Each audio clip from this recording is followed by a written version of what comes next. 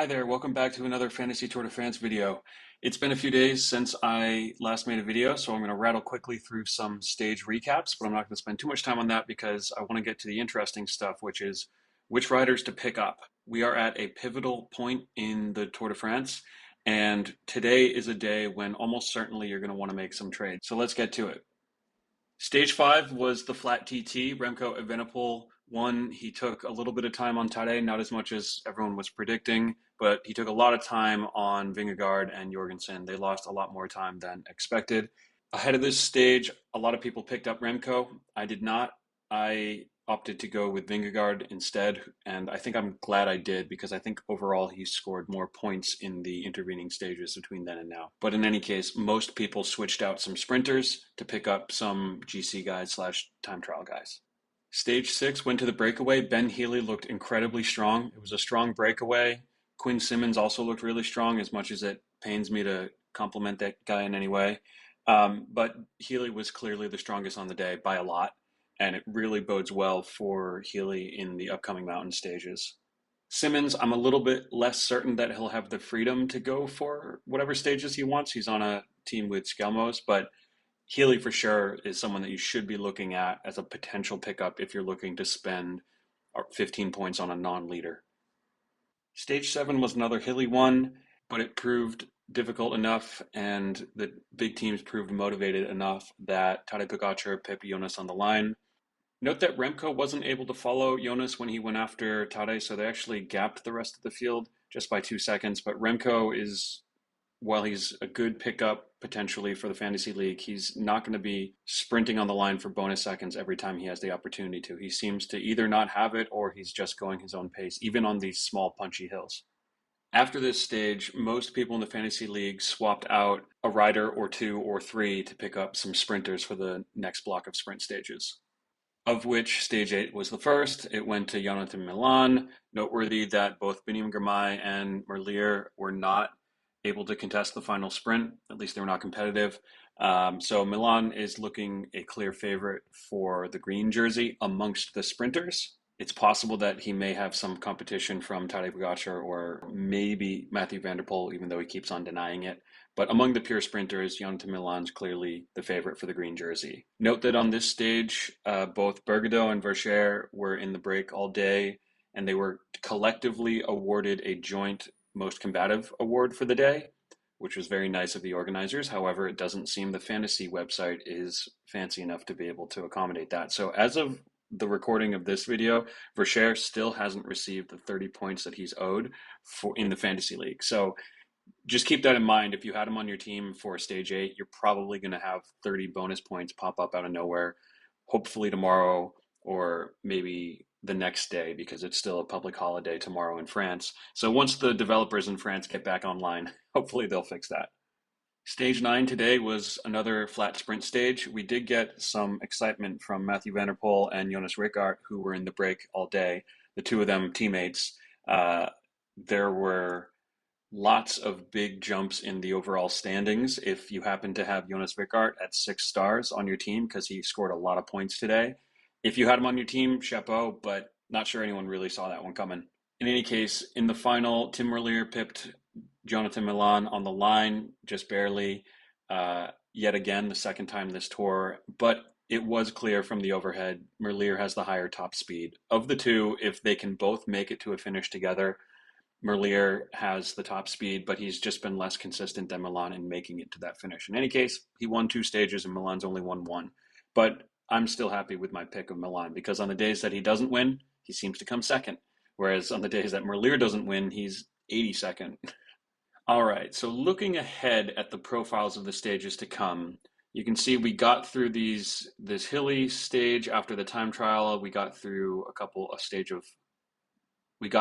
flat stages, but this is the first mountain stage. It is a medium mountain stage, so it's not going to have the huge climbs that are going to truly separate the GC leaders, by multiple minutes, but it's a real mountain stage. So at this point, you have some decisions to make. Most likely, you're going to want to trade out your sprinter. unless you think they are versatile enough that they can make the finish on stage 11, which does look to be a hilly stage for the punchers. The finish, there's a lot of small hills in the final. So most likely today's the day that you're going to be setting up your initial mountain lineup. Now, beyond your initial mountain lineup, you need to still be prepared to make changes throughout the mountains. However, it really helps to be able to have those mountain climbers on your team before the mountain stage. So that's what today is. Real quick, let's look at some withdrawals first. So since the TT, Genier and Deboost, they withdrew after crashes on stage 4. Cataneo and Haig, I believe they were crashes as well. I wasn't quite sure what happened. Dunbar didn't finish yesterday, and Almeida didn't finish today. He had a big crash 2 days ago, and he really, struggled through the last two stages, and it was a valiant effort for him to even start again today. But he had to drop out, which is a big blow to Tadej Pogačar, but I'm not sure it really affects him that much. Looking over at the points scored to date in the first 9 stages, no surprises. The big names are the ones that are scoring the big points. Tadej Pogačar, Mathieu van der Poel, Jonas Vingegaard. Noteworthy that the sprinters aren't scoring quite as many points as in previous years, especially in the first week when there's a lot of sprints. And part of that has to do with the fact that the wins were spread across the big three. So Tim Merlier won twice, Milan won once, and Philipsen won once. So these points were sort of cannibalized against each other. Also note that Kevin Vauquelin has been looking really, really good. And in fact, if we look at the points per cost, Kevin Vauquelin is the leader of the race. So he scored 65.2 points for every star. This is, of course, ignoring stage winner bonus. If you had, Ben Healy as the stage winner bonus, he on the stage he won, you probably have him as the most valuable. But this does kind of confirm my choices. In fact, I have the top 3 leaders on my team in terms of points per cost. So if we look at my team, I've got Pogačar, Vingegaard, and Vauquelin. I'm pretty happy with that. It's pretty certain that I'm going to be swapping out Vauquelin for whoever's the 3rd best climber in the mountains, which I expect to be Remco, but it could be someone else. However, I'm not quite ready to make that trade yet because I think Vauquelin has a lot to prove in the next 2 stages. In fact, I think he's going to be targeting that stage 11, which is ostensibly a flat stage, but we know has a bunch of climbs in the finish. So looking back at the 3 big sprinters, something I was saying before the tour started is that unlike in previous years, there wasn't one clear favorite, and that has made the decision to pick up a big sprinter a lot harder this year than it usually is. Of course, Jasper Philipsen crashed after he won a stage, which changes everything here, but even amongst the 2 remaining, it's not clear who's the best. They've both won a stage. Tim Merlier has won an additional stage, but you can see that he's scored about 2/3 the overall points that Milan has scored because Milan's going for those intermediate sprints a lot more, more than double the intermediate sprint points. Also, he's been getting a lot more green jersey points for holding the green jersey. And of course, he's been getting 2nd place when Tim Merlier gets 1st place. So he still has more stage finish points than Tim Merlier, even though he's only won 1 stage and Tim Merlier's won 2. Of the climbers, it's a little bit of a different story. It's clear that Tadej Pogačar is the strongest on any hill. It's also clear that Jonas is number 2 on any hill. Any hill that he's there for, that he wants to chase Tadej after, he's there. He's right on Tadej's wheel for the most part. So the big 2 are pretty clearly established. The 3rd is not. And part of the challenge we have right now in the fantasy game is that some of the guys that are looking very strong that we'd love to have on our roster are classified as leaders, even though it's not super clear that they're going to be leaders at the end of the tour or even in a few stages. And so picking up Vauquelin or Onley comes at a big cost, which is you cannot have Remco on your team. Now, it's important to keep in mind that even though Onley and Vauquelin have looked really, really strong, as has Gregoire even, these are small climbs. These are not big mountain climbs. And so it's not clear if Onley will be able to hold on. I don't think it's likely that Vauquelin will be able to hold on. Onley might surprise us, but Vauquelin almost certainly will fall back in GC when we get to the big mountains. Also, Healy looked amazing from the breakaway. That's a very different story in the fantasy game, whether you're going for breaks or whether you're going to be going up against the GC guys in the mountains. But at least in the terrain that he self-selected for himself, he looked by far the strongest in the breakaway the other day. And I would not be surprised if we saw him going for polka dots and in a lot of breaks. Jorgensen is a tricky one because he's really the only super domestique that's left high up in contention for yellow. The Yates brothers, obviously Almeida withdrew. There's been, and I'm not counting Lipowitz, by the way. He's a GC rider. He's not a domestique. But the other super domestiques have sort of fallen back, and I'm not quite sure whether now's the time to pick up Jorgensen. I'm erring on the side of saying no, and thinking that he will be a likely pickup in the third week of the tour after there's been clear separation amongst the rest of the climbers. But we'll have to see how that plays out. He'll only really be worth picking up if he's gaining a ton of guaranteed jersey points every day, which he was last year, at least at the very end of the tour. All right, let's look at stage 10 tomorrow. So it's our first mountain stage. You can see that there's no first category climbs. They're all second and third, but it's a ton of accumulated climbing over the course of the day. This profile has breakaway written all over it. But there's one problem. Tadej Pogacar exists, and he will respond to any pressure that Visma puts on him. So if Visma tries to make the day hard, the break might be doomed. If Tadej Pogacar just decides he wants to win today, the break may be doomed.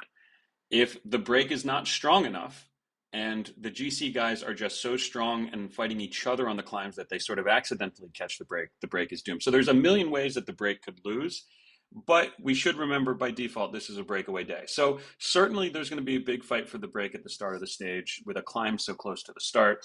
And I'm expecting there will be a very long breakaway. But there's a couple things to remember about days like this. The break does not stay together all day. So just because you have a person in the breakaway, it doesn't mean they are in the front group all day.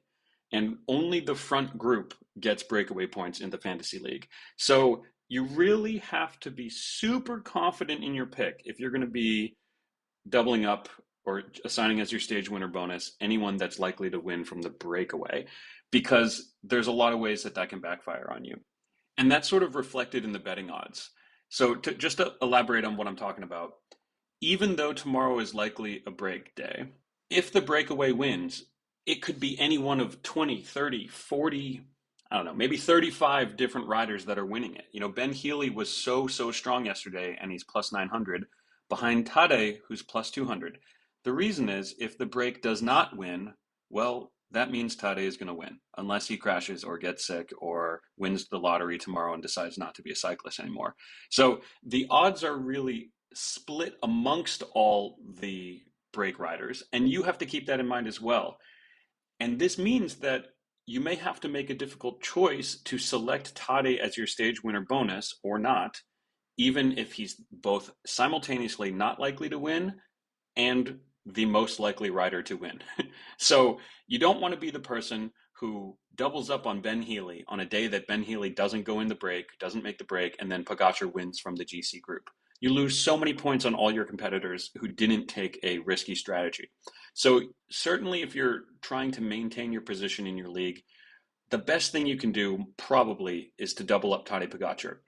Now, if you think that you have some intel on a particular rider really going for it tomorrow because they want to, win on Bastille Day and it's their hometown and, whatever it may be, then maybe you want to choose them as your double up. But I would certainly recommend that everyone chooses Pogacar tomorrow because we just don't know which of these other riders are going to make the break.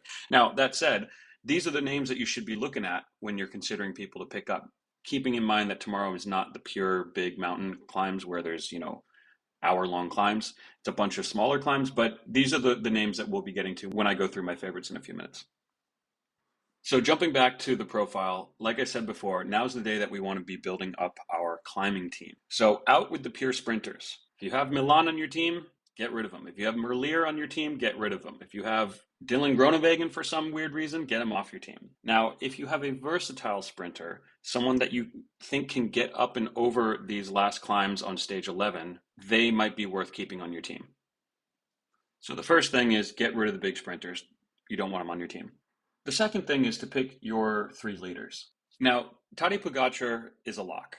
Everyone should have Tadej on their team by now. If you don't, then you're probably not doing well in the league. Everyone also, I believe, should have a second big leader amongst either Jonas or Remco. One of these two should definitely be on your team. There's arguments in favor of Remco, namely that he's eligible for the white jersey and is racking up those points every day. and he's cheaper. He costs only 21 stars to Jonas's 24. Arguments in favor of Jonas are that he is better. He looks better. He is better. He's been sprinting after Pog when Pog goes for bonus seconds at the finishes. So he's going to get a lot of second place finishes on days that Tade gets first. Whereas Remco is more likely to be going his own pace. He's always done that in the mountains. I mean, last year he did that in the big mountains, but he's also doing that on these short punchy finishes already in stage one. So Remco's not going to be getting as many stage finish points. Of course, this is offset at the moment by the fact that he won the ITT.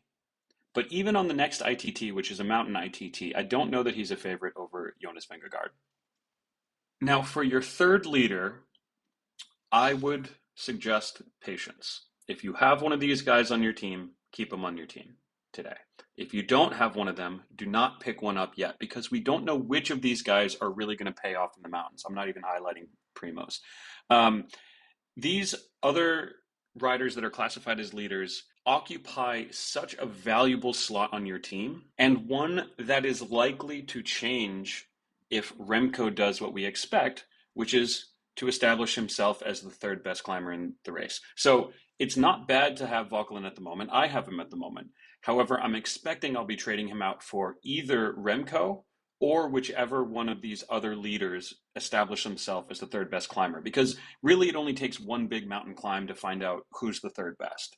And things don't change a whole ton after that. Just something to note for the leaders that sort of fell out of GC. So for example, Ben O'Connor. Ben O'Connor is back over 15 minutes in GC. Now, those of you who know Ben O'Connor's career know that he performs best in Grand Tours when he is allowed to go into a breakaway and randomly take 5 to 10 minutes on the GC leader because he wasn't a threat. I don't think that's the case this time. 15 minutes is too much. And the reality is that even if he might become a stage hunter and one of the best stage hunters, probably not, but even if, he's not worth tying up a leader slot. You want to gamble on your all-rounders and climbers. You don't want to gamble on your leaders. Your leaders are just too valuable. They're classified as leaders because they score the most points. You need to be guaranteed getting points from your leaders if you want to pick them up on your team. And that's why I'm so happy to have Vauquelin on my team because every day he's getting so many jersey points for this first week. So same with Santiago Buitrago. He lost 25 minutes. Like there's a couple others. Don't go for the GC guys that are classified as leaders who might become stage hunters. Don't go for them yet. We'll have to see them establish that, for example, they're really motivated for the polka dot jersey and they're going to be active enough and have enough opportunities to make that worth losing out on a leader who's going to be getting yellow jersey points every day. Now, for which climbers to pick up? Ooh, boy, what to say about this? This is the $1,000,000 question. This is what everyone in the Discord server is chatting about all day today.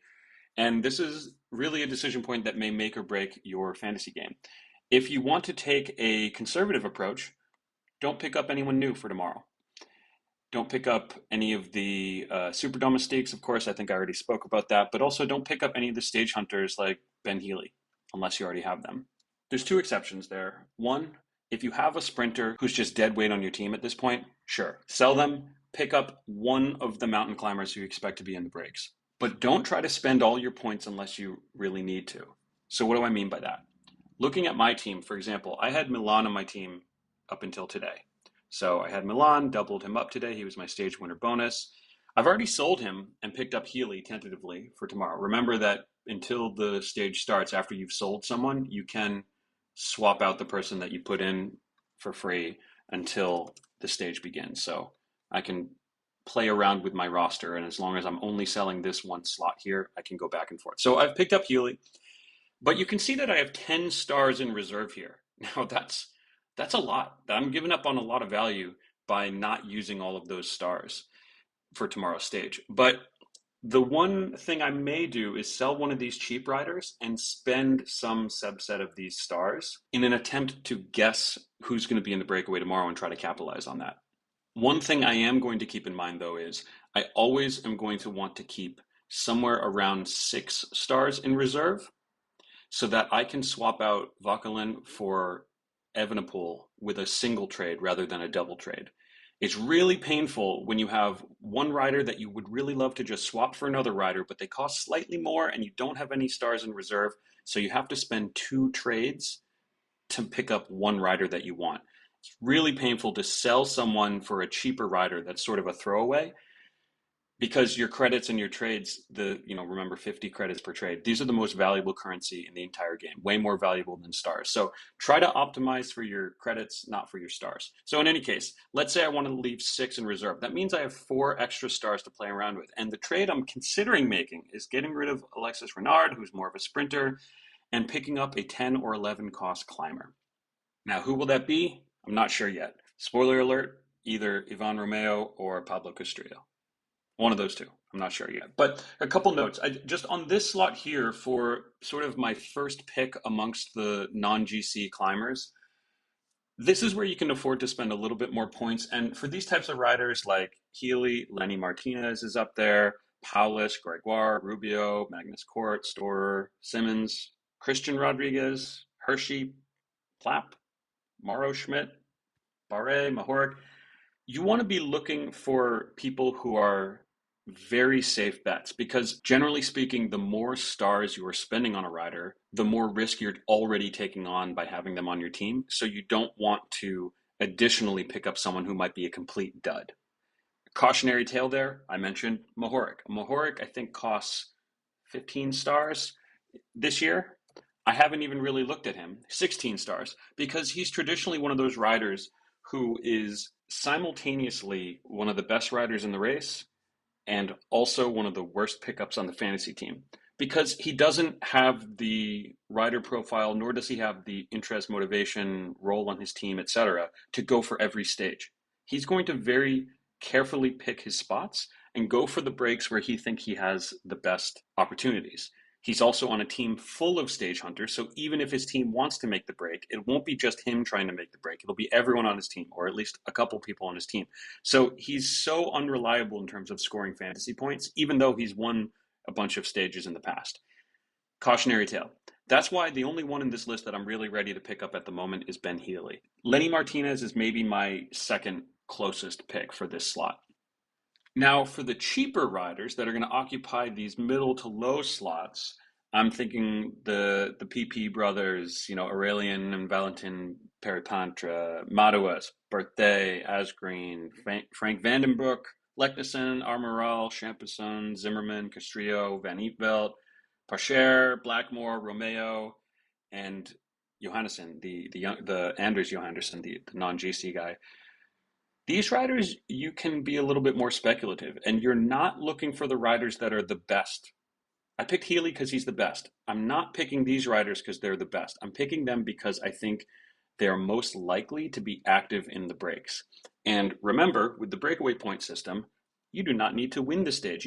Don't even need to win any objectives in the actual race. You just need to be present at the front of the race to rack up a ton of points. And if you're in the breakaway for 150 kilometers, you get 150 points, which is equivalent to second place finish on the stage. So here you can afford to risk things a little bit more, and here you can afford to guess who's doing well before you've seen it.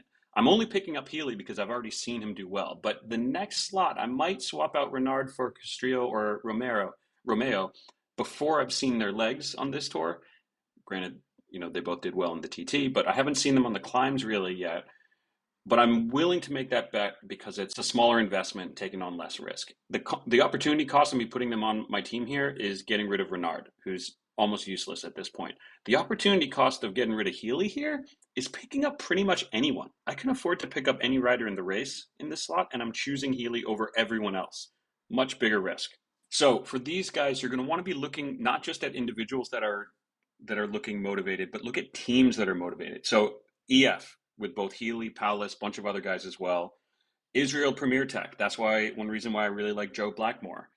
Jayco, Mauro Schmidt's probably my top pick on that team. Astana, there's Hagida, Champoussin, Tejada. Any one of them could be in the mountain breaks a bunch.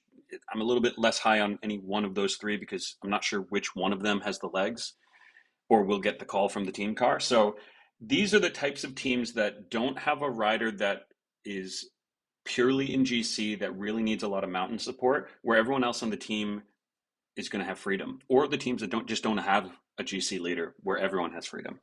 So jumping back to my spreadsheet here, looking at riders by cost, I'm going to tell you my top picks per cost. I've already spoken about the leaders. Enough said there. Pick up Tade, pick up either Jonas or Remco, and pick up a third leader if you already have them. If you don't have them, don't pick one up right now. Now, jumping down. So yeah, all the way down to 16 stars. I don't have any hot picks here. I don't recommend you pick up any of these other leaders yet. If you have them, keep them. If you don't have them, don't pick them up.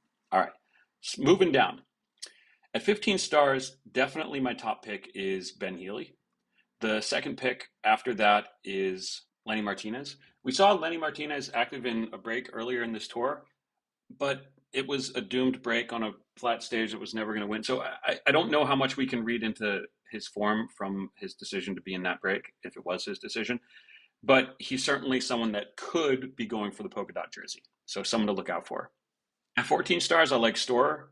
I think that the Alaphilippe dream is completely over. I think on Tudor, Storer is going to have all the freedom he wants to go wherever he wants. And if his legs are there, like they were a couple of days ago in the break where he came, I think, third behind Quinn Simmons and Ben Healy, then he'll be doing pretty well to be in more breaks in the mountains. Speaking of this terrible human being, Quinn Simmons, I hate to say it, his legs have been really good. Now, the reason why I'm not ready to pick him up is because he has other duties in the peloton. Not only was he pulling at the front a whole bunch for Milan when they needed him, but also he has Skelmos to look after, and it's not clear to me how much of a leash he's going to have, how often they're going to call on him to help Skelmos versus when they're going to let him go do whatever he wants. So a bit risky, but definitely he's on good form. At 12 stars, I like Mauro Schmidt. He's got one less thing to worry about now that Ben O'Connor is totally out of GC. So I have a feeling that he'll have a little bit more freedom than he initially had when the tour started. Also, the Lantern Rouge guys picked him for the stage tomorrow. Bit of an outsider, but they seem to think he's in good form and could do really well. At 11 stars, I like Pablo Castrillo. He was the breakout star of the Vuelta last year. He was in 7 breakaways and had 2 wins. You know, if we look at his Vuelta last year, look at all these breakaway points. Oh, I love it. If we could have him as anywhere near as active as he was last Vuelta, even if he doesn't pick up the 2 wins, if he's just there in the breakaways, he could score a lot of points. And for that reason, he's my top pick at 11. We just have to keep in mind that he is on a team with Enric Mas, but I don't think that Enric Mas is in a position to need as much mountain support. I think he's just going to follow wheels like he always does. At 10 stars, my top pick is Ivan Romeo. I think he's looked really good this year, and he's, under the radar. I think that if people really knew how strong he was, he would have been rated a lot higher, or he would have been costed a lot higher in this fantasy game. The same as with Castrillo, if he's off a leash from protecting Enric Mas, then I expect big things from him. I also like Joe Blackmore. He's an up-and-comer. He's been doing really well this year. And he's on Israel Premier Tech, a team that is really hungry to have people in the breaks and contesting the wins from the break. I do want to throw out an honorable mention to the GOAT, Jonas Abrahamsson. I've still got him on my team. I took a bet on him at the start of the tour. It was a bit of an emotional pick more than a logical pick, especially with the broken collarbone. He's been a little bit active. He was in one long break, not as active as we would have hoped in the first week. I don't recommend you pick him up. But if you have him on your team, like I do, I'm holding firm. I think that we have yet to see the last of Jonas Abrahamsson this tour. I think he will be in multiple breakaways. I just don't know when. I think I have the patience to wait around for it. It's up to you whether you have that same patience. At 9 stars, I really don't love any of the options. Same at 8. You may have better intel than me. A lot of people were betting on Tranchon earlier in the tour. I think that he got injured. I don't remember. But basically, none of the 8s or 9s look super appealing to me. And if you're considering any of them, then I'd recommend you just pick a cheaper rider or don't make a trade yet and find out which one of these 9-cost riders are going to be in the breakaways and have good legs. Keep your eyes open. At 7 stars, there's not too much to say here that I didn't already say at the start of the tour. My picks were Vercher and Renard. I wouldn't recommend Renard anymore if you don't already have him. Like if you have to pick up a 7-cost rider because you're making a double trade to pick up, Vingegaard or something like that, I wouldn't recommend picking up Renard. He's a sprinter. We're kind of leaving that terrain. Vercher looked good, but he's crashed a million times. He's currently in last place in the tour. But I think we could still see him in some breaks. He doesn't seem to be out of it, so it's fine to hold him. Not sure I'd recommend picking him up. If you need to pick up one of those guys, there's a very similar rider in Gachenard on his team.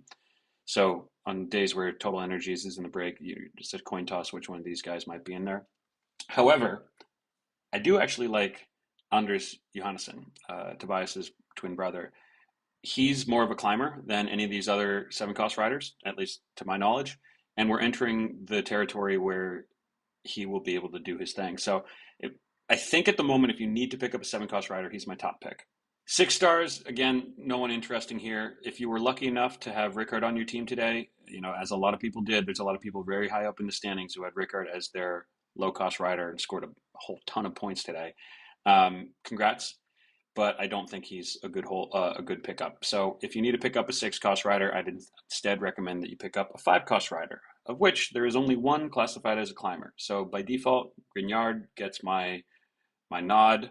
You can see none of the 5-star riders have done very much of anything so far this tour. Gradek and Reinders, I think, more flat lead out type guys. Naberman's been at the back of the every single stage, I think. So Grignard's probably the top pickup if you need to pick up a 5-cost rider. But if you need to pick up a 5-cost rider, I would really question your strategy, because you should be thinking out ahead of time when you are going to be in need of stars and want to already have those stars in reserve, so you don't need to trade down, like for example, a 7-cost down to a 5-cost. Oh, it's such a painful way to spend points. And that's why I'm going to be leaving some stars in reserve here, so that I can upgrade Vauquelin to Evenepoel, which is a big jump of 6 stars. I want to have at least 6 stars in reserve so I can make that in a single trade rather than a double trade.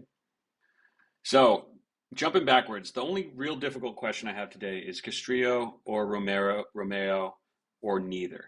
I was going pretty deep on this, and to be honest, it's a coin toss. If we look at their head-to-head over time, I mean, you can't read too much into this 149th versus 150th place.